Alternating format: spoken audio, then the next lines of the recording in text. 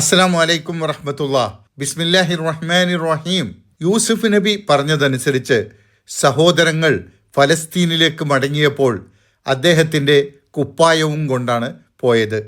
യൂസുഫ് നബിയുടെ സഹോദരങ്ങൾ അടങ്ങുന്ന യാത്രാസംഘം ഈജിപ്ത് വിട്ടപ്പോൾ യൂസുഫിൻ്റെ ഗന്ധം തനിക്ക് അനുഭവപ്പെടുന്നു എന്ന് പിതാവ് യാക്കൂബ് നബി തൻ്റെ കൂടെ ഫലസ്തീനിലുണ്ടായിരുന്ന കുടുംബാംഗങ്ങളോട് പറയുകയാണ്.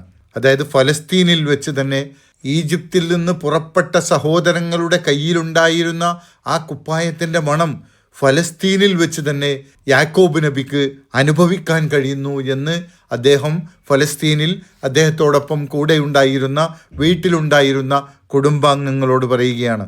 എന്നാൽ വീട്ടിലുണ്ടായിരുന്ന കുടുംബാംഗങ്ങൾ യാക്കോബ് നബിയെ താങ്കൾ ഇപ്പോഴും യൂസുഫിനെ കുറിച്ച് ആലോചിച്ച് ആ പഴയ മനോവിഭ്രാന്തിയിൽ തന്നെ കഴിയുകയാണല്ലോ എന്ന് പറഞ്ഞുകൊണ്ട് ആക്ഷേപിക്കുകയാണുണ്ടായത്.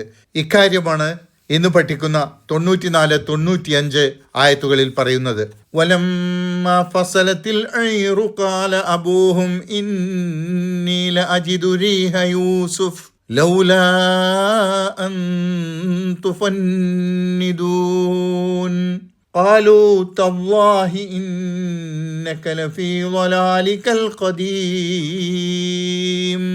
വലമ്മ ഫസലത്തിൽ ഐറു, യാത്രാസംഘം പിരിഞ്ഞപ്പോൾ യൂസുഫ് നബിയുടെ സഹോദരങ്ങൾ അടങ്ങുന്ന യാത്രാസംഘം ഈജിപ്തിൽ യൂസുഫ് നബിയോട് യാത്ര പറഞ്ഞുകൊണ്ട് ഫലസ്തീനിലേക്ക് പുറപ്പെട്ടപ്പോൾ എന്നാണ് ഇതുകൊണ്ട് ഉദ്ദേശിക്കുന്നത് എന്ന് ഭൂരിഭാഗം പണ്ഡിതന്മാരും ഇതിൻ്റെ വ്യാഖ്യാനമായി പറഞ്ഞിട്ടുണ്ട്.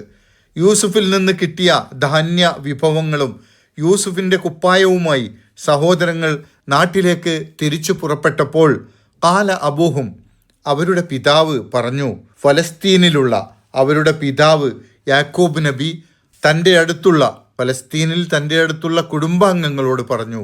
വീട്ടിൽ മക്കളല്ലാത്ത കുടുംബാംഗങ്ങളും ഉണ്ടാവുമല്ലോ, ഭാര്യ, പേരക്കുട്ടികൾ തുടങ്ങിയവരൊക്കെ ഉണ്ടാവുമല്ലോ.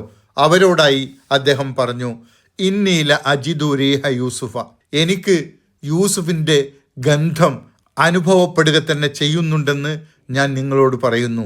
യൂസുഫ് ജീവിച്ചിരിപ്പുണ്ട്, യൂസുഫിൻ്റെ പരിമളം എനിക്ക് കിട്ടുന്നു എന്ന് യാക്കോബ് നബി കുടുംബത്തിലുള്ളവരോട് പറയുകയാണ്. യൂസുഫ് നബി ധരിച്ച വസ്ത്രത്തിൻ്റെ ഗന്ധം വളരെ ദൂരത്ത് നിന്ന് തന്നെ അനുഭവിക്കാൻ യാക്കൂബ് നബിക്ക് കഴിഞ്ഞത് അസാധാരണമായ സംഗതിയാണ്. അമാനുഷികമായ ഒരു സിദ്ധി നൽകിക്കൊണ്ട് അള്ളാഹു യാക്കൂബ് നബിക്കും മകൻ യൂസുഫിനും ഇടയിൽ ഉണ്ടാക്കിയ ഒരു അസാധാരണ ബന്ധമായിരിക്കണം അത്.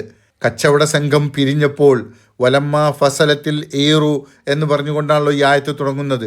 ആ പറഞ്ഞതിന് മുഫസ്സിറുകൾക്കിടയിൽ മറ്റൊരു വ്യാഖ്യാനമുള്ളത്, അവർ ഫലസ്തീനിലെത്തിയ ശേഷം, യാത്രാസംഘം ഫലസ്തീനിലെത്തിയ ശേഷം സഹോദരന്മാരോടൊപ്പം ഉണ്ടായിരുന്ന യാത്രാസംഘത്തിലെ മറ്റ് സംഘാംഗങ്ങളൊക്കെ പിരിഞ്ഞു പോയപ്പോൾ എന്നാണ് ഉദ്ദേശിക്കുന്നത് എന്നാണ്. വീടിനടുത്തെത്തിയപ്പോഴാണ് യൂസുഫ് നബിയുടെ ഗന്ധം യാക്കോബ് നബിക്ക് കിട്ടിയത് എന്ന് പറയുന്നതിനു വേണ്ടിയാണ് അവർ ഇത്തരത്തിൽ അതിനെ വ്യാഖ്യാനിച്ചത്. മറ്റൊരു വ്യാഖ്യാനമുള്ളത്, ഈജിപ്തിൽ നിന്ന് പുറപ്പെട്ടപ്പോൾ തന്നെ യൂസുഫിൻ്റെ മണം അനുഭവിച്ചു എന്നത് ശരി തന്നെ, എന്നാൽ അത് അമാനുഷികമൊന്നുമല്ല.